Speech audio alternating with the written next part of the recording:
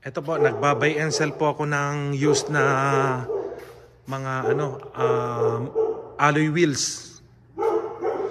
Ang magbabay and sell ng alloy wheels dito ay kailangan meron kang balancer para dito mo mapapaikutin, makikita kung meron siyang bent o oblong yung rim na ibebenta mo at saka bibilhin mo. Ito, kagaya neto, ito yung Nissan Micra ko. In-install ko dito yung apat na ipambabay and sell ko. Pinintahan ko to silver to dati. Pinintahan ko ng flat black. Ayan, kinabit ko kahapon, pinatakbo ko. Tapos yung ito yung mga goma niya, pare-parehas. Yan. Okay. May buyer. Magkikita kami ng alas 12, bibilihin niya, kailangan baklasin ko. Nilagyan ko ngayon ng ito 225/40/18 sa likod. Tapos nilagyan ko dito sa harap ng 195/65/15. Ito ay front wheel drive. Kaya po pwede kahit magkaiba ang size ng goma na ilalagay. Nissan Micra 2015 po ito.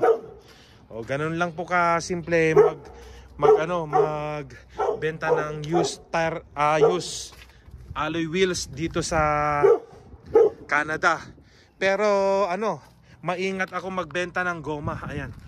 Ito ay pare-parehas apat. Tapos hindi ako nagbebenta ng expire. Yung manufacture date niya, ayan 0121. 3 years old pa lang ito. 4 years old. Ang dito sa Alberta, Canada, yung expiration ng goma. Ganun lang po kasimple. Kailangan diskarte dito para kumita. Mahirap din kasi bumili ng ng mga used din sa marketplace. Kung minsan may crack o kaya oblong. Pero kailangan honest ka rito.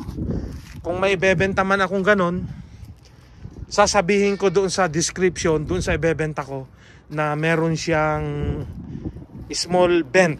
Pero ang crack, hindi ko na binebenta kasi napakadelikado yun. Pwede siyang madisgrasya. Eto yung pag-oblong, ilalagay mo lang sa likod. Ang crack ang delikadong gamitin. Lalo na dito, mabilisan ng takbo. Meron din mga bumibili nun. Pero kailangan, sabihin mo lang sa description na ganun. Hindi mo po pwedeng itatago. Pag pupunta yung customer, ma-check niya. Pag marunong, papagalitan ka. Ganun po rito sa Canada, magbenta. Kailangan honest. Maraming salamat po sa mga videos ko, sa mga nanonood.